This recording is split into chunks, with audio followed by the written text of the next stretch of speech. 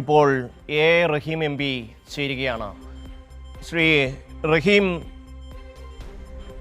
റോമാ സാമ്രാജ്യം കത്തിയെരിഞ്ഞപ്പോൾ നീറോ ചക്രവർത്തി വീണ വായിച്ചു എന്ന് നമ്മൾ പുസ്തകങ്ങളിൽ വായിച്ചു കേട്ടിട്ടുണ്ട്. സമാനമാണോ കേരളത്തിലെ സാഹചര്യവും? വിഭവസമൃദ്ധമായ സദ്യ ആസ്വദിച്ചിരിക്കുന്ന ദൃശ്യങ്ങളാണ് നമ്മൾക്ക് കാണാൻ കഴിയുന്നത്. വളരെ നിരാശാജനകമാണ്. അതൊരു സദ്യയുടെ കാര്യത്തിൽ മാത്രമല്ല, ആ സദ്യയും അവിടുത്തെ ആ സീനും തന്നെ വല്ലാതെ അലോസരപ്പെടുന്ന സീനാണ്. ഏതൊരു മലയാളിയെയും ആശ്ചര്യപ്പെടുന്നതാണ്, അവിശ്വസനീയമാണ്. കാരണം നമ്മുടെ മുൻ മാതൃകകളൊന്നും അങ്ങനെയല്ലല്ലോ. സഖാവ് പിണറായി വിജയൻ കേരളത്തിന്റെ മുഖ്യമന്ത്രിയായിരിക്കുമ്പോൾ ഇതുപോലൊരു പ്രതിസന്ധി ഘട്ടത്തിൽ അദ്ദേഹത്തിന് അത്യാവശ്യമായി പോകേണ്ട ചികിത്സ, അതിനുവേണ്ടിയുള്ള യാത്ര തന്നെ മാറ്റിവെച്ച് അദ്ദേഹം ദുരിതാശ്വാസ പ്രവർത്തനങ്ങളെ ഏകോപിപ്പിച്ച കാഴ്ച നമ്മൾ കണ്ടതാണ്. ഇത്തരത്തിലുള്ള സന്ദർഭങ്ങളൊക്കെ ഉണ്ടായപ്പോൾ സഖാവ് പിണറായി എത്രമാൽ ജാഗ്രതയോടെയാണ്, കരുതലോടെയാണ് അദ്ദേഹം ഇടപെട്ടത്. ഒരു ഗവേണൻസ് ഏറ്റവും അധികം പ്രകടമാകേണ്ടത്, ഒരു ഭരണാധികാരിയുടെ സ്റ്റേറ്റ്സ്മാൻഷിപ്പ് ഏറ്റവും അധികം പ്രകടമാകേണ്ടത് ഒരു ദുരന്ത ഘട്ടത്തിലാണ്, ഒരു പ്രതിസന്ധി ഉണ്ടാകുമ്പോഴാണ്. ബാക്കി ആസ് യൂഷ്വൽ പോകുന്ന കാര്യങ്ങളാണ്. അതിന് മികവില്ല എന്നല്ല ഞാൻ പറഞ്ഞതിന്റെ അർത്ഥം. പക്ഷേ ഈ സന്ദർഭത്തിലാണ് ജനം ഒരു ഗവൺമെന്റിന്റെ സാന്നിധ്യം കൂടുതൽ പ്രതീക്ഷിക്കുന്നത്. അത് കഴിഞ്ഞ 10 വർഷക്കാലവും സഖാവ് പിണറായി വിജയൻ നല്ലൊരു മാതൃകയാണ് അക്കാര്യത്തിൽ സൃഷ്ടിച്ചത്. കോവിഡിന്റെ സമയത്താകട്ടെ, പ്രളയത്തിന്റെ ഘട്ടങ്ങളിലാകട്ടെ, മറ്റുണ്ടായ ഓരോ ഘട്ടത്തിലും ഇതുപോലെ, ഞാൻ ഓരോന്നെടുത്ത് പറയുന്നില്ല, നമുക്കെല്ലാം അനുഭവമുള്ളതാണ്.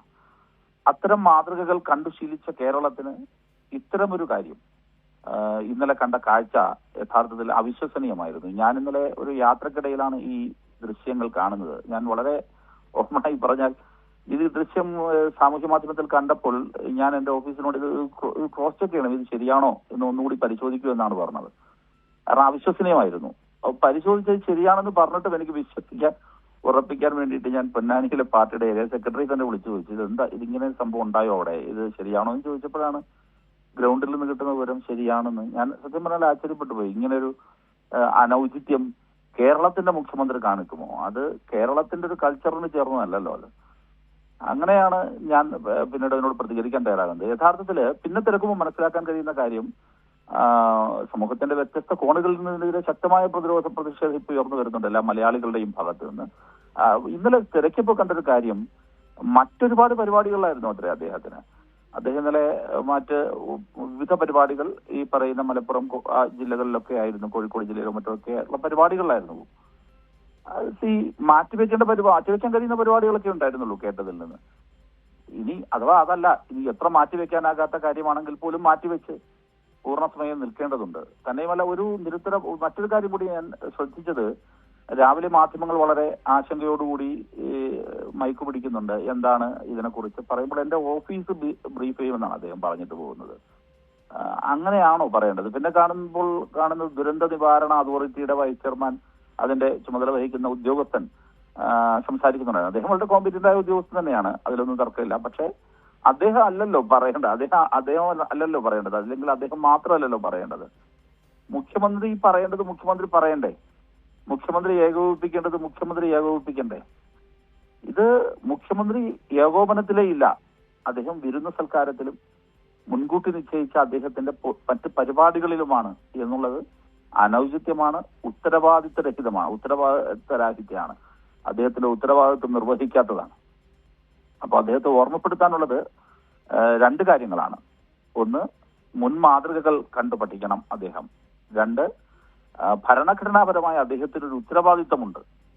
അത് ഇതുപോലൊരു പ്രതിസന്ധി ഘട്ടത്തിൽ ഇത്തരമൊരു ഭരണഘടനാ പദവിയിലിരിക്കുന്നയാൾ, ജനാധിപത്യ കസേരയിലിരിക്കുന്നയാൾ, ജനങ്ങൾക്ക് വേണ്ടി ചെയ്യേണ്ട മിനിമം കാര്യങ്ങളുണ്ട്. ആ മിനിമം കാര്യങ്ങൾ കേരളം എക്സ്പെക്ട് ചെയ്യുന്നുണ്ട്. അത് അദ്ദേഹം തിരുത്തി വരും മണിക്കൂറുകളിൽ ഈ ദുരന്ത മുഖത്ത് ആവശ്യമെങ്കിൽ ഓടി ചെല്ലേണ്ടതാണെങ്കിൽ ചെല്ലാനും, ഇല്ലെങ്കിൽ അത് നേരിട്ടിരുന്ന് മറ്റെല്ലാം മാറ്റിവെച്ച് അദ്ദേഹത്തിന്റെ പൂർണ്ണ എഫർട്ടും വരുന്ന മണിക്കൂറുകളിൽ ദുരിതാശ്വാസ പ്രവർത്തനങ്ങൾക്ക് വേണ്ടിയിട്ട് ശ്രദ്ധ വെക്കണം. കൂടുതൽ ഇപ്പൊ ഇന്നലെ നമുക്ക് ലഭിക്കുന്ന ഗവൺമെന്റ് തന്നെ നമുക്കിപ്പോ പുറത്തു വന്ന വിവരങ്ങൾ പ്രകാരം മാധ്യമങ്ങളെല്ലാം ബ്രേക്ക് ചെയ്തിട്ടുണ്ടത്. മിന്നൽ പ്രളയത്തിന്റെ സാധ്യത വരും മണിക്കൂറുകളിൽ പറയുന്നുണ്ട് വിവിധ ജില്ലകളിൽ. ഇനി അങ്ങനെയൊക്കെ ആണെങ്കിൽ അതിന്റെ തയ്യാറെടുപ്പുകൾ എന്തൊക്കെയായി? ആളുകളെല്ലാം മാറ്റി പാർപ്പിക്കേണ്ടടുത്ത് മാറ്റി പാർപ്പിച്ചോ? ഈ മിന്നൽ പ്രളയ സാധ്യത പ്രവചിക്കപ്പെട്ട കാലാവസ്ഥാ നിരീക്ഷണ കേന്ദ്രം പ്രവചിക്കപ്പെട്ട സ്ഥലങ്ങളിൽ വേണ്ടത്ര സേനാവ്യൂഹങ്ങളെ വിന്യസിച്ചോ? അതിന് വേറെ ഏതെങ്കിലും മറ്റ് ഏജൻസികളുടെ, കേന്ദ്ര ഏജൻസികളുടെ എല്ലാം തന്നെ സഹായമുണ്ടെങ്കിൽ അത് ആവശ്യപ്പെട്ടോ? ഇതെല്ലാം മുഖ്യമന്ത്രിയും അദ്ദേഹത്തിന്റെ ഓഫീസും മറ്റെല്ലാം മാറ്റിവെച്ച് കണ്ണിൽ എണ്ണയൊഴിച്ച് വളരെ സൂക്ഷ്മതയോടുകൂടി നിരന്തരമായ ഫോളോ അപ്പിലോടുകൂടി ചെയ്യേണ്ട നിമിഷങ്ങളാണ്. അതൊക്കെ ചെയ്യാനായിരിക്കണം അദ്ദേഹം ചെയ്യേണ്ടത്. വിരുന്നൊക്കെ പിന്നെ ഉണ്ണാലോ നമുക്ക്. വിരുന്ന് ഉണ്ണാൻ പോവുക, അല്ലെങ്കിൽ മുൻകൂട്ടി നിശ്ചയിച്ച പരിപാടികൾ മാറ്റുക, അതൊക്കെ പിന്നെയും നമുക്ക് പരിപാടിയൊക്കെ ഉണ്ടാക്കാം. പക്ഷേ ദുരിതക്കയത്ത് നിൽക്കുന്ന മനുഷ്യന് ഒരു ആശ കൊടുക്കുക, ആത്മവിശ്വാസം കൊടുക്കുക, കുറ്റമറ്റ നിലയിൽ ഇതെല്ലാം ഏകോപിപ്പിക്കുക. അതിന് മുൻമാതൃകകൾ അദ്ദേഹം പിന്തുടരണം എന്നാണ് എനിക്ക് മുഖ്യമന്ത്രിയോട് അഭ്യർത്ഥിക്കാനുള്ളത്.